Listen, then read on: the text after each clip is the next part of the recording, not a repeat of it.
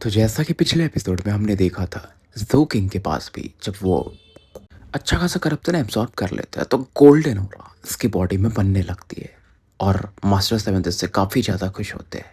अब आगे अब क्योंकि मतलब अपने जो एल्डेस्ट ब्रदर थे यानी कि कैप्टन ने बोला था कि मास्टर मुझे आप भूल गए, मतलब मेरे पास वो ऑरा नहीं है इस वजह से, तो मास्टर सेवेंथ इस दौरान उसके मज़े लेते हैं। तुम अगर ऐसे काम करते रहे, मेहनत नहीं किए, तो फोर सिबलिंग सबसे बड़ा भाई बन जाएगा और तुम सबसे छोटे।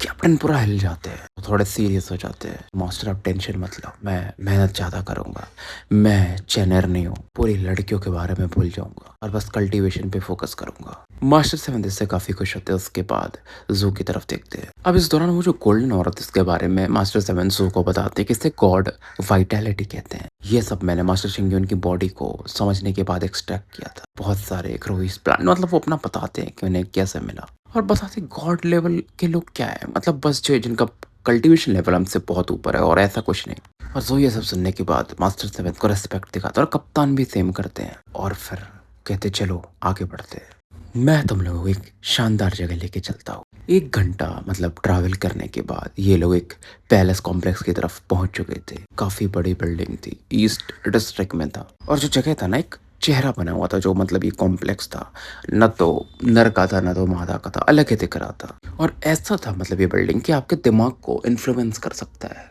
प्रभावित कर सकता है। अब जैसे कैप्टन के बॉडी पर बहुत सारे आँख आ जाते हैं, जैसे कि इस इन्फ्लुएंस को कम कर रहे थे। और जू इस दौरान, क्योंकि अब इसकी बॉडी गॉड फिंगर से बनी थी, तो उसके थ्रू ये कंट्रोल कर पा रहा था। मास्टर से मैंने बोलते देखो ये वही जगह है, यहाँ तुम लोगों को अच्छी चीज़ें मिल सकती है और मालूम है क्यों। इस दौरान मास्टर सेवन की पूरी बॉडी गोल्डन चमकती, लेकिन वो फैलती नहीं है पूरी तरह से, जिसे देख करके जोकिंग और कप्तान और अचंभित होते हैं। मतलब देखो अगर ये ऑरा फैलती तो दूर में जो भी लोग रहते हैं वो समझ जाते, लेकिन फैलती भी नहीं है। तो मास्टर सेवन इस चीज़ के बारे में बताते कि देखो मैंने वो जो गॉड वाइटैलिटी निकाला था रिसर्च के दौरान, ये काफ़ी एंसेंट है और उसके अंदर और छिपाने की भी क्षमता है। और जैसे जैसे आगे बढ़ते हैं ना, वो जो चेहरा था उसको काफ़ी पेन होने लगता है, जो बिल्डिंग का चेहरा था जो भी बोलो, और ऐसा लगता है उसकी झुर्रियाँ पड़ने लगती हैं। जैसे जैसे मास्टर सेवन्थ आगे बढ़ते जाते हैं वो कमज़ोर होते जाता है। ये सब देख करके चाहे जू हो या कप्तान बस देखते जा रहे थे। और कप्तान कहते हैं इस दो किंग यार, हमारे मास्टर इतने स्ट्रांग कैसे हो सकते हैं, और ऐसे स्ट्रांग होने के बाद हम इतना मेहनत क्यों कर रहे हैं। हमें तो बस ऐसा बैठना चाहिए चुपचाप जा करके सेवन ब्लड आइस में, और ये हमें मतलब अच्छी चीज़ें परोस सकते हैं। तब तक कि जू कुछ कहता, मास्टर सेवन ऐसा गुस्से में देखते हैं और कहते तुम लोग को समझ में आ रहा है, ये जगह अगर सेफ होता तो मैं स्नीक इन क्यों करता, मतलब छुप के क्यों आता। सेवन्थ प्रिंस कोई सिंपल बंदा नहीं है, खास करके और उनके साथ में जो आए लोग हैं, स्पेशली वो ब्लड हॉरर, उसे तो समझ में भी हो आ गया होगा कि मैं कौन हूँ। और बड़ी बात कि हम ही लोग नहीं है जो यहाँ पर आए हैं, कुछ और भी लोग हैं, मतलब जो छुप छुप के अंदर आए। तो हमें ये काम जल्दी करना पड़ेगा। तुम लोग अभी गोल्ड कोर लेवल पे हो, गॉड के खिलाफ प्लॉट कर रहे हो। जैसे ये काम होता है तुम लोगों को निकलने को देखना होगा और फिर यहाँ से निकल के सीधा चले जाना सेवन ब्लड आइज, फिर वहाँ मेरा वेट करना। जू तो सीरियस था, लेकिन कप्तान ऐसा ना कुछ मसाले ऐड करने लगते हैं कि मास्टर आप माइटी है, वो तो आप ही हैं जिसकी वजह से हम इतना सोच पा रहे हैं, ऐसा प्लॉटिंग वॉटिंग कर रहे हैं। मास्टर सेवंथ कहते हैं बस तुम तेल पॉलिश लगाना ही सीखे हो। इधर मास्टर सेवंथ उस चेहरे के सामने पहुंच चुके थे जो कि काफी स्ट्रगल कर रहा था, और थोड़ी समय में वो कोलैप्स कर जाता है, मतलब राख में बदल जाता है।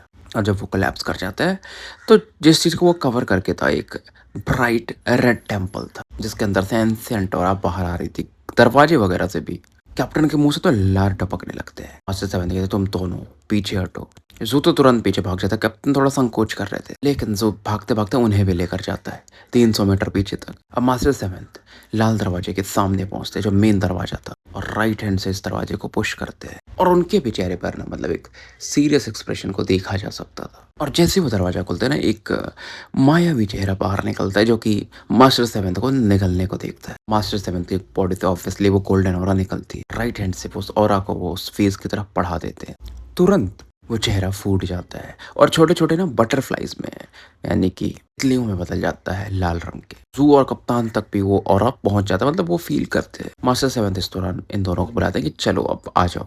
अंदर ये प्रवेश करते हैं जहाँ पर ऑब्वियसली स्टैचू था, लेकिन डार्क सेरेनिटी का नहीं था, शायद ऐसा जिसका नाम कहीं इतिहास के पन्नों में दर्ज नहीं था। और इस टेम्पल में ना बहुत सारे मास्क वगैरह थे, कुछ काफी बड़े थे कुछ छोटे थे, और मास्टर सेवंथ बताते हैं कि इस जगह को इमॉर्टल स्किल्स हॉल कहा जाता है। कि देखो जितने भी डार्क सेरेनिटी के ना मतलब एंशिएंट टेम्पर तो लगाना जरूरी है, उनके पहले से इस दुनिया में जहाँ भी, वहां पर एक ऐसा तुम्हें हॉल मिलेगा। और ये जो स्किल्स होते हैं वे तुम्हें लगेगा कि बहुत आकर्षक होंगे, ऐसा कुछ नहीं है, ये काफी खतरनाक स्किल्स है। हर एक स्किन मास्क एक अपने आप में इमॉर्टल स्किल है। तुम्हें से मतलब ऐसा नहीं कि इसका एनलाइटनमेंट हासिल करना पड़ेगा, कल्टीवेट करना पड़ेगा, कुछ नहीं, बस अपने चेहरे पर लगा लो। लेकिन ये मैजिक यूज करने का एक अपना घाटा भी है कि हर एक मैजिक तुम ऐसा यूज करोगे कुछ तो नुकसान करेगा वो।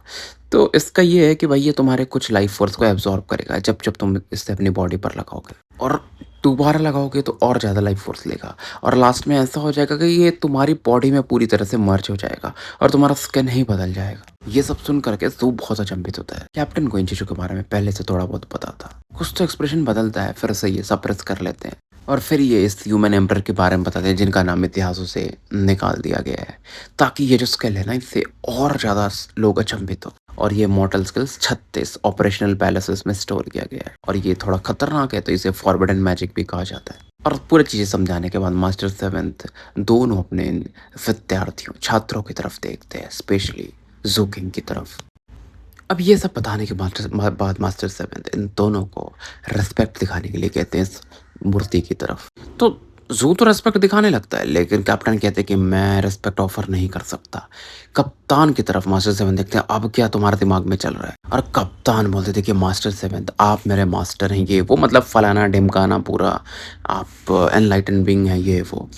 उस समय मुझे झुकना पड़ा था वहां पर ग्रैंड एम्पर के सामने, क्योंकि मजबूरी थी, लेकिन आपके लिए मेरे अंदर एक अलग रिस्पेक्ट आता, आप मेरे लिए ग्रैंड एम्परर से भी ऊपर हैं। और ये शब्द एकदम नेचुरली बहते हैं कप्तान के मुंह से। अब मास्टर सेवंथ की आंखें एकदम कोल्ड हो जाती हैं, लेकिन फिर भी जो उन्हें जानते हैं ना उनकी आंखें हल्के से फड़फड़ाती हैं। तो इसका मतलब वो काफी खुश थे, आंखों में एक सॉफ्टनेस भी आ जाता है कि हाँ चलो इसके अंदर बहुत बुराइयां, लेकिन ये अपने मास्टर को रिस्पेक्ट करना जानता है। अब मास्टर सेवन कहते तुम बड़े हो गए ना एर्नियो, तुम्हारी जीभ एकदम स्मूथ हो चुकी है तारीफ करने वगैरह में। कहते ठीक है, अगर तुम रिस्पेक्ट नहीं दिखाना चाहते उस मूर्ति को तो कोई बात नहीं। उसके बाद मास्टर सेवंथ जो स्किन मास्क ढूंढ रहे थे इन दोनों के लिए, ढूंढना शुरू कर देते हैं। जू भी अचंभित होता है, यार कप्तान के बारे में सोचे कि मानना पड़ेगा। और जो इस दौरान वो जो ग्रैंड एम्परर की स्टैचू थी उसे 3 बार रिस्पेक्ट दिखाता है। उसके बाद मास्टर सेवंथ को भी, तो उस स्टैचू को 1 बार और मास्टर सेवंथ को 3 बार। कैप्टन कहते हैं अच्छा। मास्टर सेवंथ और खुश हो जाते हैं। अब एक जो स्किन मास्क था जो कि एक यंग मैन की तरह दिख रहा था, तो मास्टर सेवंथ को हाथ को भी खाना शुरू करने वाला था, वो ये बिग सिबलिंग की तरफ बढ़ा देते कि तुम्हारे लिए। कैप्टन तुरंत इसे पकड़ लेते और ये जो मास्क था ना कैप्टन के राइट हैंड पर ऐसा लपेट जाता अपने आप। एक खाने की आवाज आ रही थी जो कि मतलब कप्तान के हाथ के खाने को ट्राई कर रहा था। बाकी लोगों की फट जाए लेकिन कप्तान को कोई फर्क नहीं पड़ता है। वो काफी उत्सुक थे इस मास्क को देख करके। अब ये क्या करते हैं कि मास्क को अपने चेहरे के पास लाते हैं और मास्क के अंदर और लालच था, कप्तान के चेहरे की तरफ पड़ता है और तुरंत उसमें मर्ज हो जाता है। जो भी बोलो, कप्तान की ओर बहुत तेजी से बढ़ जाती है। विचित्र आदमी वो दिखने लगते हैं और जू कप्तान को स्कैन करता है, कप्तान की ऑरा को फील करने की कोशिश करता है। ये पहले से काफी अलग था, मतलब पूरी तरह से वो बदल चुके थे, इवन सोल फ्लक्चुएशंस भी अलग हो चुके थे। और इसके बारे में जो अपने मास्टर सेवन थे जू को और चीजें बताते हैं। कैप्टन इस दौरान आंखें बंद करके थे, आंखें खोल लेते हैं, जू की तरफ देखते फिर मास्टर सेवन की तरफ। जू का एक्सप्रेशन तो नहीं बदलता, मास्टर सेवन देखते अच्छा हो गया, आप तुम्हें पिटाई चाहिए क्या?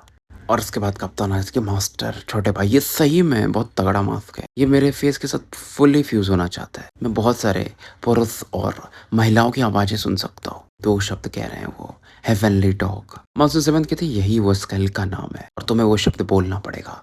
कप्तान तुरंत उन शब्दों को बोलते हैं, हेवनली डॉग। जैसे ही बोलते हैं ना मास्क से एक रेड ऑरा निकलता है, कप्तान पूरी तरह से गायब हो जाते हैं, लाल कुत्ते में बदल जाते हैं और फिर से कप्तान मतलब अपने रूप में वापस आ जाते हैं मास्क को उतार के। बहुत एक्साइटेड थे वो, ये तो तगड़ा स्किल है, इसके पास तो इस स्किल में एक डायमेंशनल स्पेस भी है, अगर मैं कुछ ऐसा चीज जो पचा नहीं पाया था उसे उसमें स्टोर कर सकता हूँ, परफेक्ट है मेरे लिए। मास्टर सेवन भी हंसते कि ये तुम्हारे लिए परफेक्ट तो है। अब एक और मास्क को निकालते हैं और कहते हैं थोड़ा मतलब निराश भी थे कि अब तुम्हारे जो बड़े भाई को मिल गया वो बेस्ट मास्क था यहाँ का, लेकिन ज्यादा अच्छे तो यहाँ पर और नहीं मिल रहा है, एक मुझे मिला है, इसके अलावा मतलब इन दोनों के अलावा कोई बेहतर नहीं। अब जू पूछता कि कैसा वो इमॉर्टल स्किल है, तो मास्टर सेवन कहते हैं मर्सी। लेकिन कप्तान जो थे ना वो हेवनली डॉग वाला मास्क जू को देने लगते हैं, लेकिन जू मना कर देता है कि नहीं ये आपके लिए बेहतर है। अब लेकिन जू पूछता है मास्टर ये मर्सी करता क्या है जो ये मास्क है, तो वो बताते हैं कि ये शेयर कर सकता है तुम्हारी आधी इंजरीज़ को और दर्द को, जिसकी तरफ भी तुम देखोगे। इस दौरान वो दूसरे मास्क भी ढूँढ रहे थे जो ज़ू के लिए मिल सके यहाँ पर। उस दौरान कप्तान कहते हैं कि अरे मास्टर, आप समय क्यों वेस्ट कर रहे हो? मर्सी जो है वो मेरे लिए परफेक्ट है क्योंकि मैं बहुत दयावान हूँ। मास्टर सेवंथ इग्नोर करते हैं कैप्टन को, ये बड़बड़ बड़बड़ करता रहेगा। कुछ सोच ही रहे थे, कहने वाले थे। ज़ू तभी बोलता है कि मास्टर, ये स्किल मेरे लिए बहुत अच्छा है। कप्तान थोड़े अचंभित हो जाते, तुम कब से दयावान हो गए? मास्टर सेवन भी काफी उत्सुक होकर देखते हैं और बताते हैं कि मेरा एक फ्रेंड है जो बहुत दयावान है, वो मास्क मेरे उस दोस्त के लिए अच्छा काम करेगा। और तुरंत ज़ू का जो डी 132 वाला हेवनली पैलेस था ना, वो वाइब्रेट करता है और एक खोपड़ी वहां से बाहर निकलता है और देखता कि है ये क्या चल रहा है, मैं बाहर कैसे आ गया। जब तक कि उसे चीजें समझ में आती, ज़ू उसको अपने पैर से कुचल देता है, मतलब वो खोपड़ी एक्सप्लोड कर जाता है। चाहे कप्तान हो या मास्टर सेवंथ, दोनों चंभित हो जाते हैं कि कप्तान कहते हैं ये तुम्हारा फ्रेंड है। सो बोलता है बिल्कुल। वो जो खून फैला था ना, वो फिर से जुड़ने लगता है, मर्ज होके फिर से खोपड़े में बन जाता है। रोने के मूड में था वो कि क्या चल रहा है ये सुकिंग को। वो एक्सॉल्टेड बन के बुलाता था ना कि आपने क्यों किया, आज तो मैंने आपको गरियाया भी नहीं। और जो उसके बाद खोपड़ी को अपने हेवनली पैलेस में वापस भेज देता है कि और मास्टर सेवंथ को बताता है कि हाँ मास्टर सेवंथ, ये मेरा फ्रेंड है जो कि बहुत दयावान है। मास्टर सेवंथ अपने गले को साफ करते हैं और इस मास्क को ज़ू को दे देते हैं कि जब ज़ू मतलब फोर्थ सिबलिंग इतना दयावान है तो ये परफेक्ट फिट है इसके लिए, मतलब इसका फ्रेंड जो इतना दयावान है। और ज़ू बोलता है मास्टर, मेरे पास और भी दोस्त है जो बहुत दयावान है, मुझे और भी ऐसे मास्क मिल सकते हैं कब? इस दौरान मास्टर सेवन देखते हैं आसपास, कहते हैं नहीं, जितनी भी चीजें मैंने एक्सपीरियंस की इतने सालों में, चीजों को ज्यादा पुश नहीं करना चाहिए। मतलब ये कर्सिंग मैजिक टाइप है ना, तो ये समझ लो सही नहीं है, इसकी वजह से कर्मा भी तुम्हारा जुड़ता है। तो मैं बोलूंगा कि अगली बार जब तुम्हें कोई पैलेस ऐसा मिले या हम जाए साथ में, तो वहां पर ऐसी चीजें हम ढूंढ सकते हैं। हालांकि कप्तान को इन चीजों से फर्क नहीं पड़ता था कि मास्टर थोड़े डरपोक होते जा रहे हैं जैसे जैसे बूढ़े हो रहे हैं। और उसके बाद मतलब कप्तान कहता है यहाँ से उठा लो भाई, और चीजें उठा लेते हैं और भी मास्क। तो फिलहाल मास्टर सेवन ज़्यादा टाइम वेस्ट नहीं करते और इन दोनों को लेकर यहाँ से निकल जाते हैं। जैसे ही बाहर निकलते ना, वो जो फेस का और आता वो फिर से यहाँ पर अपने आप बनने लगता है। इस दौरान वो ऊपर की तरफ देखते हैं मास्टर सेवन की, ज़्यादा समय नहीं है रेड मून को जागने में। और मुझे मालूम है तुम लोग प्यार से तो जाओगे नहीं कैंप, ठीक है, लेकिन अगर यहाँ पर हो भी तो थोड़े सावधान रहना। और मैं अभी जा रहा हूँ, मुझे थोड़ी तैयारियां करनी है। अब जैसा तुम लोगों ने मुझे बताया है तो मुझे आइडिया हो गया है कि क्या होने वाला है आगे। दोनों ध्यान से सुन रहे थे, स्पेशली जुकिंग तो और ज्यादा ध्यान से, कि फॉरबिडन बाय द इमॉर्टल क्यों खुला है। उसको ये जानना था कि ये स्लीपिंग गॉड जो है, जो सो रहा है, उसे रेड मून को क्यों दिया जा रहा है खाने के लिए। रेड मून नाइट शेड्स की गॉड है, इंसानों से ही बैटल कर रहा है। जो पूछता है कितना दिमाग लगाएगा ना कि मास्टर ये ऐसा क्यों हो रहा है, तो मास्टर सेवंथ इस दौरान बताते कि देखो जितना मैं समझ पा रहा हूँ, सेवंथ प्रिंस ये खुद से नहीं कर रहा है। तो इम्पीरियल प्रिंस है ठीक है, लेकिन उसके ऊपर एम्पर तो बैठे हुए हैं और एम्पर अभी पूरे स्वस्थ है, अभी अपने प्राइम में है। ठीक है, इम्पीरियल प्रिंस भी अच्छा है, ये बहुत रूथलेस है, इसने नाइट शेड्स की आर्मी को ब्लॉक किया, यहाँ भी आ गया। इसके काम से एम्पर को फायदा हुआ है और इंसान को भी। और यहाँ पर जो मैटर चल रहा है इसमें सेवंथ प्रिंस का भी कंट्रोल नहीं, क्योंकि ये गॉड से रिलेटेड मैटर है। सीधा समझो, छोटे में बोलूँ तो ये जो फॉरबिडन बाय द इमॉर्टल खोलने को कहा गया है वो एम्पर के द्वारा कहा गया है। सेवंथ प्रिंस बस उस ऑर्डर को फॉलो कर रहा है। अब जू और कैप्टन दोनों को चीजें थोड़ी ज्यादा क्लियर हो रही थी और कुछ चीजें डूमन ट्रेजर के बारे में भी बताते हैं, लेकिन चीज़ें सिंपल नहीं है। क्योंकि देखो नाइट शेड्स के पास भी उनके अपने रेड मून गॉड है, तो उनके जो प्रीस्ट वगैरह हैं भाई, वो सैक्रिफाइस वगैरह करते हैं और गॉड मैजिक वगैरह का यूज़ कर रहे हैं ताकि वो रेड मून का एक छाया भी बुला लिए ना, तो ये वॉर उनके लिए काफ़ी है। तो रेड मून को लग रहा है कि चीज़ें सही चल रही हैं, वो यूज़ कर पा रहे हैं मतलब नाइट शेड्स वाले रेड मून के पावर को। लेकिन एक ऐसा सिचुएशन क्रिएट किया जा रहा है कि वो जैसे प्रेडिक्ट नहीं कर पाएंगे, जैसे कि रेड मून को सुला दिया जाए। और कब सोएंगे? कप्तान उसका जवाब देते हैं कि जब मैं ज़्यादा खा लूँ। तो जू किंग और कैप्टन समझने लगता है चीज़ें। मास्टर सेवंथ कहते हैं बिल्कुल। बात ऐसा है कि देखो, रेड मून अगर इस गॉड की ऑरा को डिवोर कर जाती है पूरी तरीके से, तो उन्हें पचाने में समय लगेगा, तो एक गहरी निद्रा में चली जाएंगे। और जू के दिमाग में वो भी चीज़ आता है जो गॉड फिंगर ने उसे बोला था। और तो मास्टर सेवंथ कहते हैं बिल्कुल, तो इसलिए इस गॉड फिंगर को पहले समझ गया होगा, क्योंकि उन लोगों के पास गॉडली ऑरा है, कितना भी है वो क्लोन भी है। तो और यहाँ का जो गॉड है फॉरबिडन बाय द इमॉर्टल का जो ओरिजिनल गॉड, वो तो सो रहा है, चीजें करेक्ट होंगी क्योंकि वो सो रहा है। तो नाइट शेड की जो गॉड है यानी रेड मून, उनके लिए और इजी हो जाएंगी चीजें। और वैसे भी वो हाई मून मतलब हाई गॉड है। तो उसके बाद देखो, जब रेड मून सो जाएगी गॉड, तो उसके बाद नाइट शेड के साथ क्या हो रहा है वो कुछ नहीं कर पाएगी, उसको फर्क भी नहीं पड़ेगा, क्योंकि भाई नाइट शेड्स उसके लिए बस उसके सेवक हैं जो नाइट शेड्स की आर्मी है। तो तो जब वो सो जाएँगी तो नाइट शेड्स के पास गॉड का प्रोटेक्शन नहीं होगा। एम्परर इसी चीज़ का वेट कर रहे हैं और ज़ू भी कुछ चीज़ें बताता नहीं, जिसे सुनकर के मास्टर सेवेंथ अचंभित होते कि इस इनके इस डिसाइपल का जो समझने की क्षमता बहुत खतरनाक है। दोनों फिर से यानी कि ज़ू और कैप्टन मास्टर सेवेंथ को रिस्पेक्ट दिखाते हैं। और कप्तान पूछते हैं कि वो डोमेन ट्रेजर का क्या करने वाले हैं? क्या हम चुरा लें उसे? इस चीज़ के बारे में इवन मास्टर सेवेंथ ने भी नहीं सोचा था कि डोमेन ट्रेजर को चुराना है कि नहीं।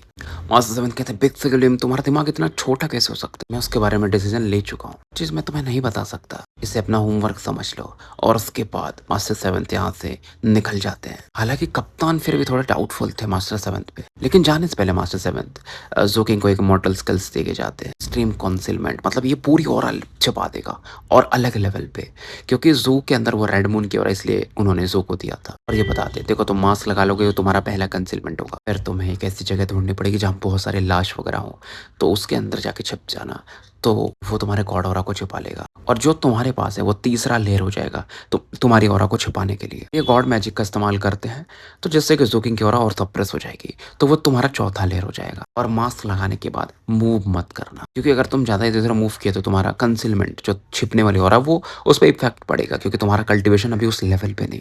जो और प्रभावित होता है अपने मास्टर को ऐसा देख करके कि जो इसके बारे में इतना सोच रहे हैं। अब उसके बाद मास्टर सेवेंथ जा ही रहे थे, काफी खुश होते हैं सू से, तभी कप्तान बोलते कि मेरे बारे में क्या मास्टर? मास्टर देखते भी नहीं है कप्तान की तरफ कि तुम्हारे अंदर जो हो रहा है उतना कौन नोटिस करेगा। फिर भी मास्टर गॉड मैजिक कंसीलमेंट कप्तान पे भी अप्लाई कर देते हैं और उसके बाद जाते हैं। अब मास्टर सेवेंथ के जाने के बाद कप्तान की आंखों में एक अलग चमक था। जू की तरफ देखता है कि छोटे भाई, बस मैंने कुछ खतरनाक देखा था। हम लोग इधर आ रहे थे तो वो तो ओल्ड मैन इतना तेजी से मूव कर रहे थे उनको लेकर के कि मैं देख नहीं पाया अच्छे से, तो चलो उसे देख कर आते हैं। तो फिलहाल हम स्टोरी यहीं समाप्त करते हैं और मिलते हैं फिर कल एक नए एपिसोड के साथ। तब तक के लिए मैं आपका साथी एन अल्केमिस्ट ए के मुसाफिर विदा लेता हूँ।